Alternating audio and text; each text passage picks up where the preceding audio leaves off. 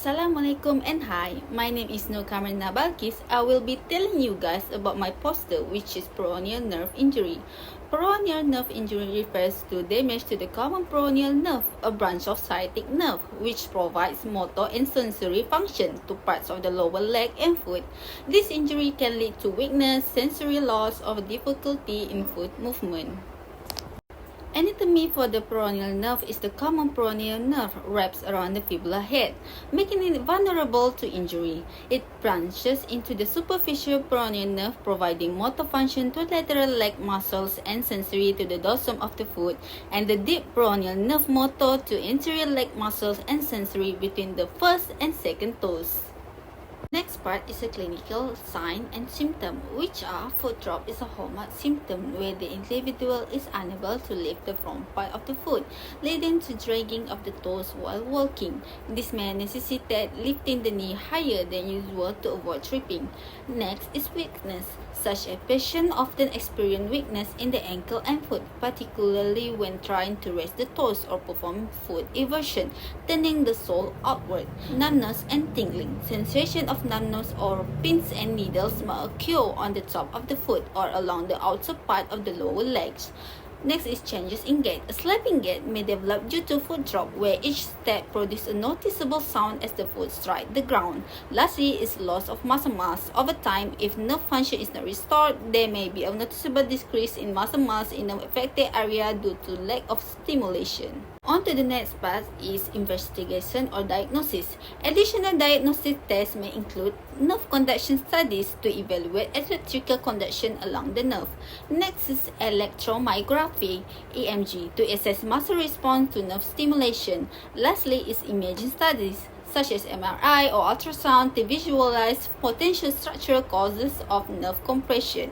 Complications of peroneal nerve injury can include decreased ability to walk. Peroneal nerve injury can make it difficult to walk, especially if you have a numbness in your foot. Permanent nerve damage.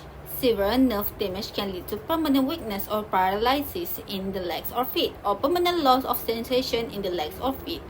Falls. If you have a loss of sensation in your foot, you might not be aware of injuries or sores, which can increase the risk of falls. Mental health issues. Chronic pain from peroneal nerve injury can lead to mental health issues. Foot drop. Peroneal nerve injury can cause foot drop, which is when you can't lift your foot upward at the ankle. Steppage gait. Peroneal nerve injury can cause a distinctive gait when you raise your knee higher than normal to clear your foot from the ground. Lastly is pins and needle sensation. Peroneal nerve injury can cause pins and needle sensation, pain, or weakness. Next is doctor management. Management of peroneal nerve injury involves a combination of conservative and surgical approaches tailored to the severity and underlying causes of the injury. Here are the key strategies for doctor management. Conservative management. Firstly is pain management, such as medication, non-steroidal anti-inflammatory drugs, and NSAIDs such as ibuprofen or naproxen can help relieve pain. Ice therapy, applying ice to the affected area, can reduce pain and swelling. Physical therapy. Engaging in physical therapy is crucial for improving strength, range of motion, and gait. A physical therapist can design a personalized exercise program to enhance recovery and functional mobility. Orthopedic devices. The uses of braces, planes, or shoe inserts can support the foot and ankle, helping to prevent complications such as contractures and improving walking ability. Corticosteroid injection. In some cases, corticosteroid may be injected to reduce inflammation and relieve pressure on the nerve. Surgical management. If conservative treatment fails after approximately 3 months, surgical option may be considered. Decompression surgery. This procedure aims to relieve pressure on the peroneal nerve, which may be caused by surrounding structures or tumors.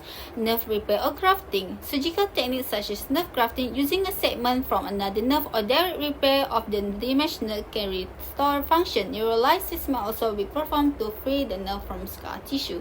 Lastly is nerve transfer. In certain cases, a healthy nerve may be rerouted to restore function to the damaged peroneal nerve. Next is physiotherapy intervention. Firstly is pain management, such as modalities, use of moist heat, ice pack, and electrical stimulation to alleviate pain and promote healing. Next is manual therapy. Techniques such as soft tissue mobilization may help relieve tension around the nerve. Exercise therapy, active assisted range of motion, gradual introduction of ankle movement to improve flexibility and reduce stiffness. Strengthening exercises focus on isometric and isotonic exercises for ankle dorsiflexor and evertors to enhance muscle strength. Proprioceptive training, activities that improve balance and joint awareness such as standing on one leg or using balance boards. The third is neuromobilization, nerve flossing exercises, specific movement designed to mobilize the peroneal nerve along its pathway, reducing tension and improving function. These exercises should be performed gently to avoid exacerbating symptoms. The fourth is sensory reduction.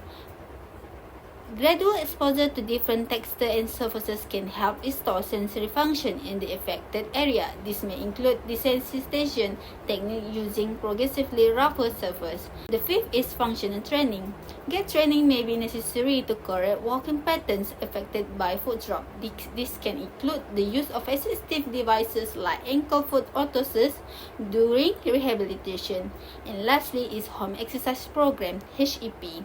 Patients are often given a tailored home exercise program to reinforce gains made during therapy session. This may include icing the affected area for pain relief, calf stretching and strengthening exercises, daily practice of range of motion exercises. Here is the summary. Damage to the nerve that controls sensation and movement in the lower leg and foot is known as peroneal nerve injury. Trauma, compression such as prolonged leg crossing or wearing a tight cast or disease like diabetes can also cause this. Common symptoms include a high stepping stride, numbness in the lower leg or top of the foot, trouble turning the foot outward, and weakness when lifting the foot, also known as foot drop. Depending on the severity, treatment options may include braces, physical therapy, rest, painkillers, or in extreme situations, surgery. Although recovery varies, long-term concerns like permanent weakening or mobility impairments can be avoided with early treatment. That's all from me. Thank you.